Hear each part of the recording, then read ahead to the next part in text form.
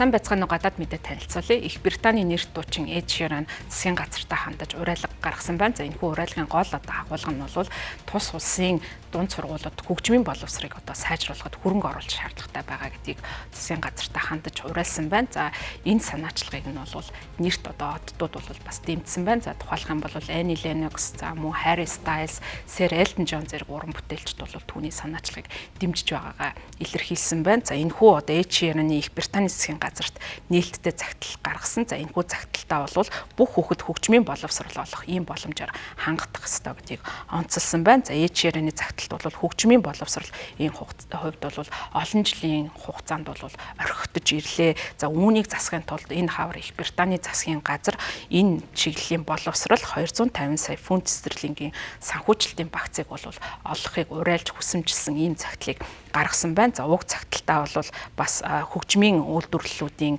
статистик мэдээллийг бол онцлон дурдсан байна. За тухайлх юм бол Их Британий хөгжмийн аж үйлдвэрийн 2019 онд гаргасан тайлан гиш татаад мужийн сургуулиудад бол сүүлийн 5 жилийн хугацаанд хөгжмийн боловсрол олоход шаардлагатай материалын хангамж 21%-аар буурсныг тэмдэглээд за сургуулийн доторх болон гадуур хөгжмөнд цөөн хүнд биш бүгдэд зориулагдсан байх ёстой гэдгийг бол дуучин загталтаа нэмж мэдгдсэн байна. За мэдээж хэрэг бол засгийн газар төсвийн болон бусад олон ийм шахалт дарамт бол байгаа. За үүнийг шийдвэрлэхийн тулд бол олон талын оролцоог хангах ёстой. Уран бүтээлчид, иргэний нийгэм, үйлдвэрлэгчид бид бол энэ шийдлийг хайхад оролцоход бэлэн байна гэдгээ мэдгдсэн.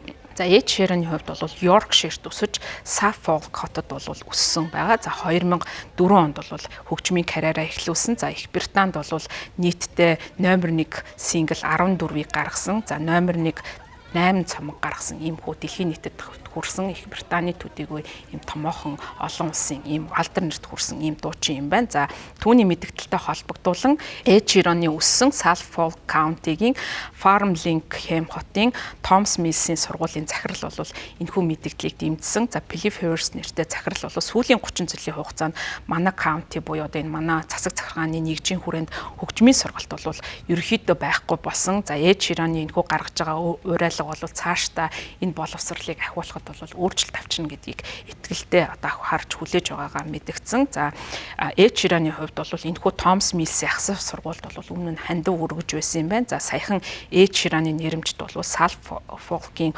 хөгжмийн санг бол байгуулж ажиллаж байгаа юм байна. За засгийн газрын хэвлэлийн төлөөлөгч энэхүү уран бүтээлчийн гаргасан нээлттэй загталтай холбогдуулан урлаг хөгжим драмын урлаг бол эрх ямтай цөөн хүний эрх мэдэл эзэмшил байхсгүй олон нийтийг хамарсан ийм шинжтэй байх ёстой гэдгийг онцолж мэдгдсэн. За Их Британи бол дэлхийд хөгжим урлагийн салбараараа тэргүүлдэг. Тухайлх юм бол Их Британий хөгжмийн салбар соёл эдийн засгийн хүчрхэг нөлөөг бол тус улсад үзүүлж байдаг. За дэлхийн хөгжмийн зах зээлийн 12%-ийг бол Их Британи эзэлдэг. За дэлхийн 3 дахь том хөгжмийн зах зээл бол Их Британи болж байдаг юм байна. За нэгдүгээрт бол Америкийн нэгдсэн улс хөгжмийн зах зээлийг тэргүүлдэг. За үүний дараа бол хоёрдугаарт Япон улс орж бичигддэг юм байна. За Их Британий хөгжмийн зах зээл 2024 онд бол 10 жилийн хугацаанд тасралтгүй өссөн ийм амжилтыг гаргасан. Орлого нь бол 14.8%-аар өссөн. За нийтдээ 1.4 тэрбум фунт стерлингийн орлогыг бол 2024 онд бий болгосон ийм томоохон зах зээл юм байна. 2023 оны байдлаар тус улсад нийтдээ бараг 2 сая хүн бол концерт тоглолт үзэхээр бол Их Британийг зорж байсан юм байна. За үүний 7 сая хүн нь бол зөвхөн хөгжмийн аялал жуулчлалаар Лондон хотыг зорж байсан ийм статистик мэдээлэл бий. За одоогийн байдлаар бол Их Британд нийтдээ 46500 мэрэгжлийн хөгжимчин урлагийн уран бүтээлчид бол байдаг. За үүнийх нь 25000 орчим нь бол хөгжимтэй холбоотой ажил мэрэгжлийг бол эрхэлдэг юм байна.